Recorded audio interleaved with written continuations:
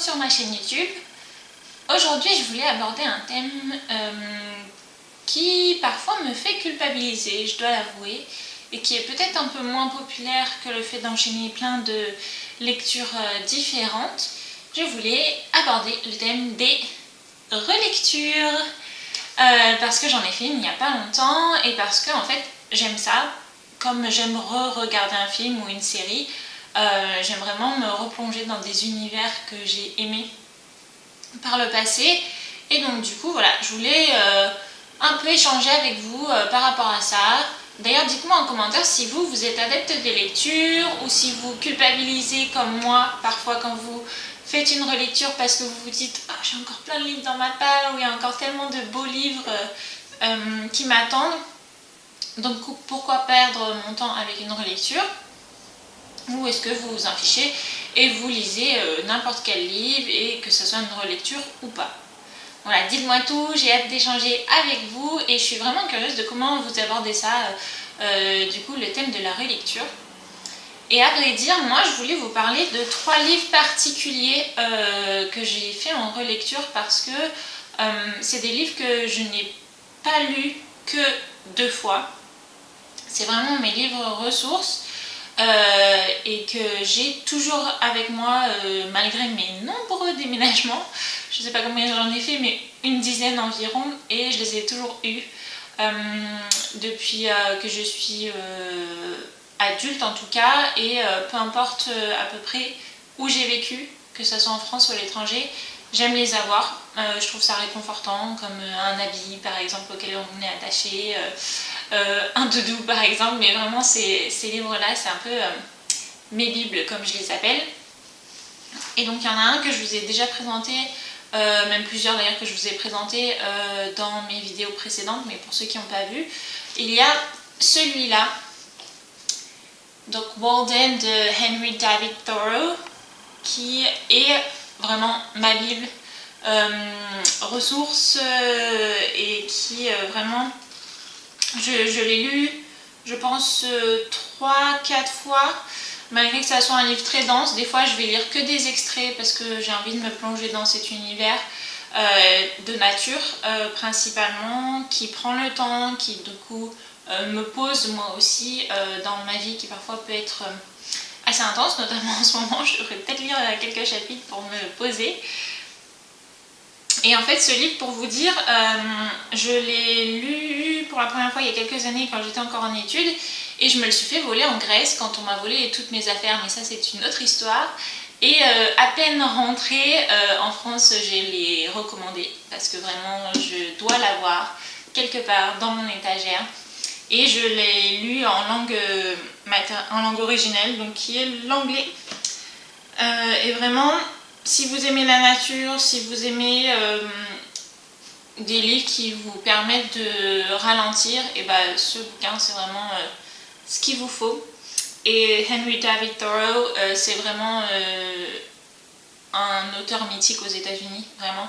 Il a notamment écrit sur la désobéissance civile, avant tout ce qui est Martin Luther King et autres, ce qui est très très intéressant. Par contre, ce livre-là, Civil Disobedience, ou la désobéissance civile en français, est tout petit, donc peut-être que ça peut être une introduction à l'auteur pour vous.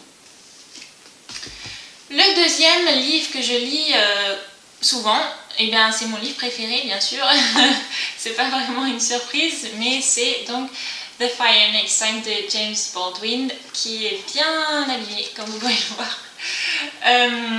Que j'ai découvert à la fac aussi, notamment pendant mes recherches sur le peintre Jean-Michel Basquiat, qui était donc à travers son art un petit peu un activiste afro-américain, et qui combattait le racisme dans ses peintures. Je vous laisse aller regarder, vraiment, c'est un peintre fascinant. Forcément je ne suis pas très objective, mais c'est un peintre fascinant, et qui a marqué vraiment un tournant dans l'art contemporain, et notamment l'art afro-américain.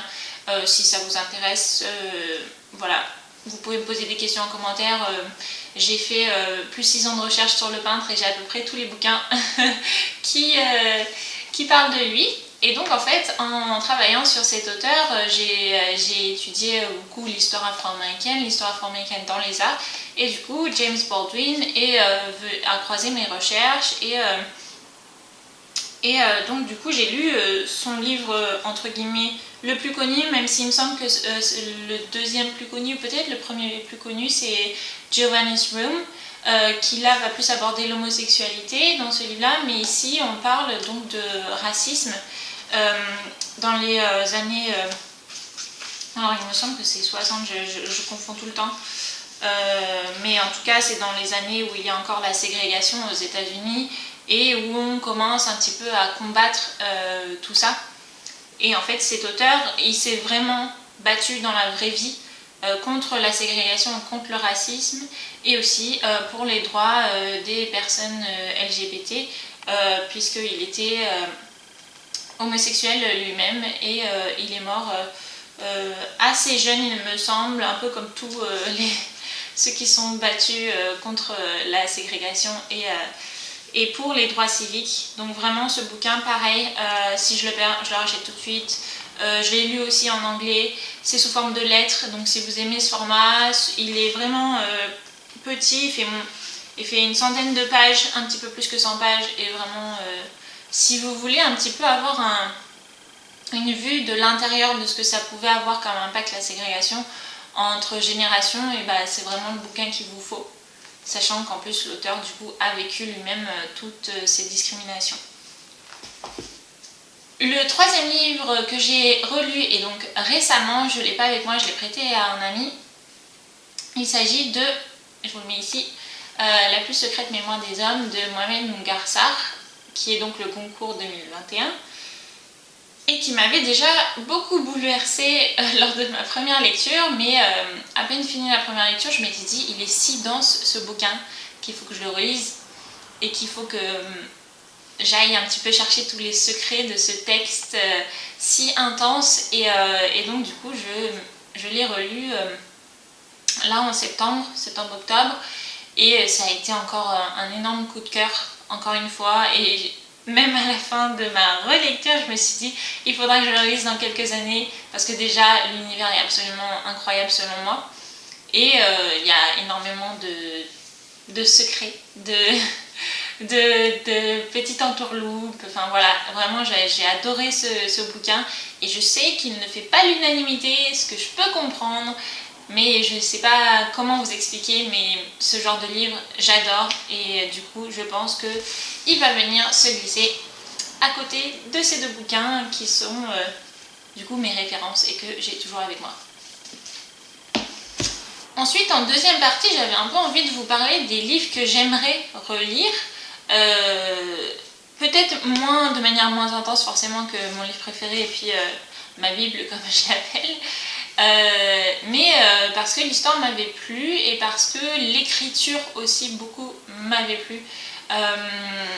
Et donc du coup il y a deux livres là que je pense depuis quelques mois, voire quelques années pour un autre, que j'aimerais relire si j'ai le temps, et puis si j'essaye de un peu moins culpabiliser de relire des livres au lieu de lire ceux qui sont dans ma palle ou en librairie. Et donc le premier que j'aimerais relire, c'est un livre que j'ai découvert encore une fois pendant mes études à l'université, c'est The English Patient de Michael Ondaatje, qui pendant mes études m'a vraiment beaucoup plu, et qui, je trouve, donne une perspective assez différente de la Deuxième Guerre mondiale, de la fin de la Deuxième Guerre mondiale, et ce que c'est d'être un soldat abîmé, je dirais. Et vraiment, depuis que je l'ai fini, il y a maintenant, je pense, de nombreuses années, je pense que ça date peut-être de 2015 ou 2014, j'ai vraiment envie de le relire, et je pense qu'il faut peut-être que je le mette dans ma palle, vraiment, physiquement, pour qu'un jour je le pioche et que finalement je le relise. Peut-être que ce sera un livre parfait pour l'hiver, je sais pas. Mais vraiment, j'ai trop envie de le lire, et pour ceux qui connaissent pas l'auteur, c'est le seul livre que j'ai lu de lui. Je sais qu'il a de nombreux autres livres, mais il est vraiment génial et très bien écrit. Et le deuxième livre que j'ai envie de relire, celui-là il est beaucoup plus récent, il s'agit de Liv Maria de Julia Carninon, qui avait été un coup de cœur pour moi de l'année dernière lors du festival Livre à vous en Isère. J'ai découvert d'ailleurs l'autrice Julia Carninon à travers ce livre, et donc je m'y intéresse un peu depuis, et j'ai lu son dernier livre qui s'appelle Sauvage, et lui m'a moins plu malgré la beauté de l'écriture qui est vraiment constante. Très belle écriture dans celui-là, mais très belle écriture aussi dans Sauvage, mais je ne saurais pas vous expliquer. En tout cas, l'histoire m'a un peu moins plu que celui-là. Vraiment, celui-là, il m'a assez bouleversée, il m'a surpris. Je pense qu'il y a aussi cet aspect un peu de voyage qui est à l'intérieur qui m'a beaucoup plu parce que j'adore voyager. Et aussi ces histoires de secrets qui retournent toute la situation en fin de compte. Et du coup, j'ai envie de me replonger dans ça, de refaire connaissance avec cette femme qui est si particulière mais si fascinante en fait. Je pense que vous en avez entendu parler, en tout cas j'espère, mais si vous n'en avez pas entendu parler, je vous dis, lisez ce livre. Et si Sauvage vous a plu, je pense que celui-là peut vous plaire. Pas forcément l'inverse, mais en tout cas, cette autrice vaut vraiment le détour. Elle écrit notamment aussi sur le rôle de mère, sur toutes les charges que ça peut avoir, et l'accouchement et tout ce qui suit. J'ai pas lu ces textes-là, je suis curieuse. Mais en tout cas, voilà, c'est une autrice vraiment très intéressante selon moi, dans l'air du temps, et qui a une écriture vraiment absolument magnifique. C'est surtout ça qui me touche dans ses écrits. Voilà, j'en ai pas d'autres, je pense que ça suffit. Enfin, si je réfléchirais, je pense qu'il y en a d'autres que j'aimerais relire. Mais je préfère éviter parce que je pense que j'ai à peu près une vingtaine là, de livres dans ma palle. Je sais que pour... certains ça va pas être beaucoup, mais j'aime pas trop en avoir 40 000 parce que sinon je me perds, et surtout je n'ai pas assez le temps pour ça. Notamment avec la création de mon camion librairie qui va arriver d'ici quelques mois, je l'espère si tout va bien.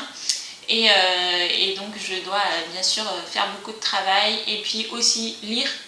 Mais ça demande beaucoup de temps, et puis aussi lire pour lire sans vraiment me plonger dans les histoires, j'ai un peu du mal, donc il faut que vraiment mon cerveau soit apte à lire comme une lectrice en fin de compte.